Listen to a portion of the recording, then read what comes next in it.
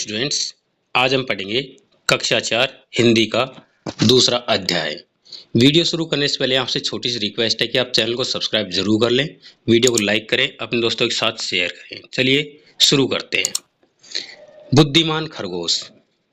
किसी वन में बासुरक नाम का एक सिंह रहता था। वह प्रतिदिन अनेक वन्य जीवों को मारा करता था। वन के सभी जीव जंतु उससे परेशान थे। एक दिन जंगल के सभी जीव मिलकर उसके पास पहुंचे। उससे निवेदन किया, वनराज, प्रतिदिन अनेक प्राणियों को मारने से क्या लाभ? आपका आहार तो एक जीव से पूर्ण हो जाता है, अतः प्रतिदिन एक पशु आपके पास आ जाया करेगा।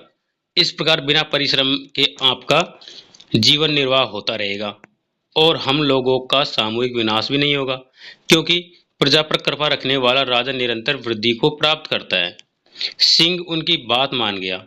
तब से वन्य प्राणी निर्भय होकर रहने लगे। इसी क्रम में कुछ दिनों बाद एक खरगोश की बारी आ गई।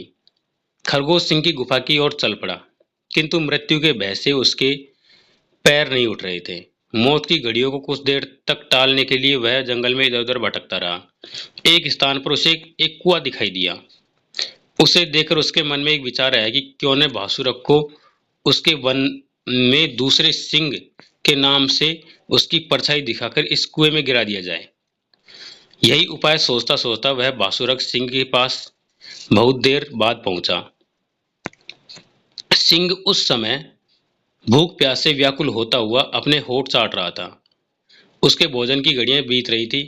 सोच रहा था कि कुछ ही देर में कोई पशु न आया तो वह अपने शिकार को चल पड़ेगा और पशुओं के खून से सारे जंगल को सींच देगा। उसी समय वह खरगोश उसके पास पहुंच गया और उसको प्रणाम करके बैठ गया। खरगोश को देखकर सिंह ने क्रोध से लाल लाल आंखें करके गरज कर कहा, अरे खरगोश, एक तो तू छोटा है और फिर इतनी देर लगा कर आया है। आज तुझे मारकर कल से मैं जंगल के सारे पशुओं की जान ले लूंगा, उनके वंश का नाश कर डालूंगा। खरगोश ने विनयपूर्वक सिर झुकाकर उत्तर दिया, क्षमा करें स्वामी, आप व्यर्थ क्रोध कर रहे हैं। इसमें न मेरा अपराध है न अन्य पशुओं का। कुछ फैसला करने से पहले मेरे देरी से आने का कारण तो सुन लीजिए। शेर गुर्राया, जो बोलना है जल्दी बोल, मैं बहुत भूखा हूं। कहीं तेरे कुछ न कहने से पहले मैं तुम्हें चबा न जाऊं। स्वामी, बात यह है कि सभी पशुओं ने आज सभा करके और यह सोचकर कि मैं बहुत छोटा हूं, मुझे तथा अन्य 4 खरगोशों को आपके पास भोजन के लिए भेजा था। हम 5 आपके पास आ रहे थे कि मार्ग में दूसरा सिंह अपनी गुफा से निकल कर आया और बोला, अरे किधर जा रहे हो तुम सब? अपने देवता को याद कर लो, मैं तुम्हें खाने आया हूं। मैंने उससे कहा, हम सब अपने स्वामी बासुरक सिंह के पास आहार के लिए जा रहे हैं। तब वह बोला, बासुरक कौन है? क्या उसे ज्ञात नहीं किया? जंगल तो मेरा है, मैं ही तुम्हारा राजा हूं। तुम्हें जो बात कहनी है मुझसे कहो। बासुरक चोर है, तुम में से 4 खरगोश यहीं रह जाएं। एक खरगोश बासुरक के पास जाकर उसे बुला लाए, मैं स्वयं निपट लूंगा। हम में से जो बलशाली होगा वही इस जंगल का राजा होगा। मैं तो किसी तरह से उससे जान छुड़ाकर आपके पास आया हूं महाराज, इसलिए मुझसे देरी हो गई। आगे स्वामी की जो इच्छा हो करे। यह सुनकर बासुरक बोला, ऐसा ही है तो जल्दी से मुझे उस दूसरे सिंह के पास लेकर चलो। आज मैं उसका रक्त पी कर ही अपनी भूख मिटाऊंगा। इस वन में मेरे अतिरिक्त अन्य किसी सिंह का हस्तक्षेप मुझे मंजूर नहीं है। खरगोश ने कहा, हे स्वामी, यह तो सत्य है कि अपने स्वाभिमान के लिए युद्ध करना आप जैसे शूरवीरों का धर्म है, किंतु दूसरा सिंह अपने दुर्ग में बैठा है। दुर्ग से बाहर आकर उसने हमारा रास्ता रोका था। दुर्ग में रहने वाले शत्रु पर विजय पाना कठिन है। दुर्ग में बैठा हुआ शत्रु 100 शत्रुओं के बराबर माना जाता है। दुर्गहीन राजा दंतहीन सांप और मदहीन हाथी की तरह कमजोर हो जाता है। उसके प्रत्युत्तर में बासुरक बोला, तेरी बात ठीक है, किंतु मैं उस दुर्ग में बैठे सिंह को भी मार डालूंगा। शत्रु को जितनी जल्दी हो उसे हो सके नष्ट कर देना चाहिए। मुझे अपने बल पर पूरा भरोसा है। शीघ्र ही उसका नाश न किया तो बाद में वह असाध्य रोग की तरह ताकतवर हो जाएगा। खरगोश ने कहा, ठीक है, यदि स्वामी का यही निर्णय है तो आप मेरे साथ चलिए। यह कहकर खरगोश बासुरक को उसी कुएं के पास ले गया जहां झुककर उसने अपनी परछाई देखी थी। वहां पहुंचकर वह बोला, मैं स्वामी, मैंने जो कहा था वही हुआ। आपको आज देखकर वह अपने दुर्ग में छिप गया है। आइए मैं आपको उसकी सूरत दिखा दूं। जरूर, मैं उस नीच को देखकर उसके दुर्ग में ही जाकर उससे लड़ूंगा। खरगोश बासुरक सिंह को कुएं की मेड़ पर ले गया। बासुरक ने झुककर देखा तो उसे अपनी ही परछाई दिखाई दी। उसने समझा यही दूसरा सिंह है। तब वह जोर से गरजा। उसकी गरज के उत्तर में कुएं से दुगनी गूंज सुनाई दी। उस गूंज को दूसरे सिंह की गर्ज समझकर बासुरक उसी क्षण कुएं में कूद पड़ा और वहीं जल में डूबकर मर गया। खरगोश ने अपनी बुद्धिमत्ता से सिंह को हरा दिया। वहां से लौटकर वह अन्य जीवों की सभा में गया। उसकी चतुराई जानकर और सिंह की मौत का समाचार सुनकर सभी जानवर प्रसन्नता से नाच उठे। तो ये एक बहुत अच्छी कहानी थी। इस कहानी में कुछ शब्द ऐसे हैं जो थोड़े से कठिन है, उनका हम सरल भाषा में उसका अर्थ समझेंगे।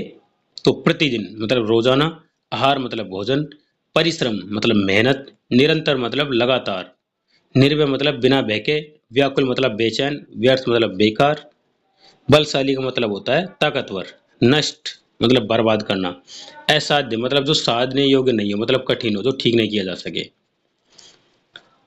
उच्चारण के लिए इनको आपको उच्चारण करें। परिश्रम, निर्भय, व्यर्थ, असाध्य, शीघ्र, बुद्धिमत्ता, प्रत्युत्तर, व्याकुल। कुछ छोटे छोटे प्रश्न हैं, जैसे वन में रहने वाले सिंह का नाम क्या था? तो इसका उत्तर है बासुरक। मृत्यु के भय से किसके पैर नहीं उठ रहे थे? तो इसका उत्तर है खरगोश के। तीसरा प्रश्न, खरगोश ने अपनी बुद्धिमत्ता से किसको मारा था?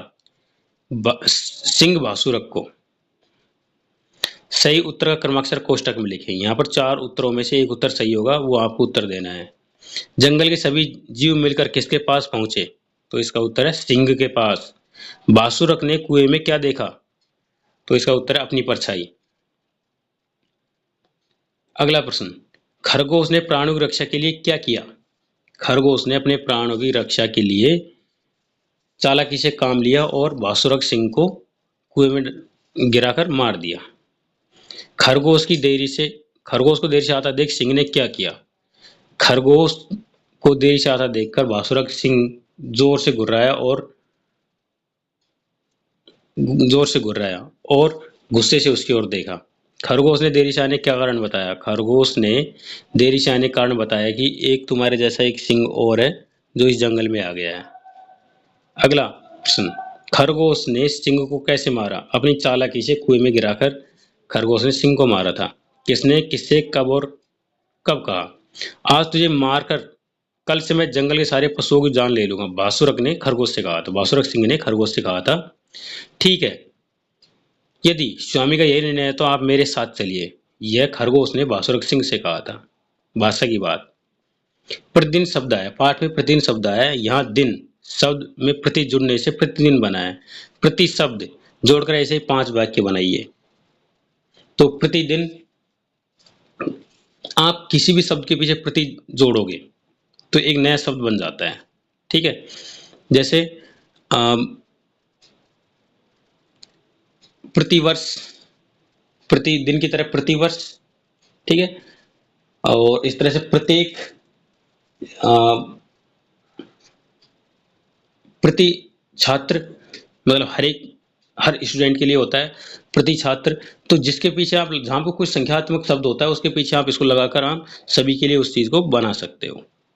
ठीक है, तो ये हमारा अध्याय खत्म होता है। आपको ये अध्याय कैसा लगा कमेंट करके जरूर बताएं। वीडियो को लाइक करें, अपने दोस्तों के साथ शेयर करें और चैनल को सब्सक्राइब जरूर कर लें। मिलेंगे अगले वीडियो के साथ में। धन्यवाद।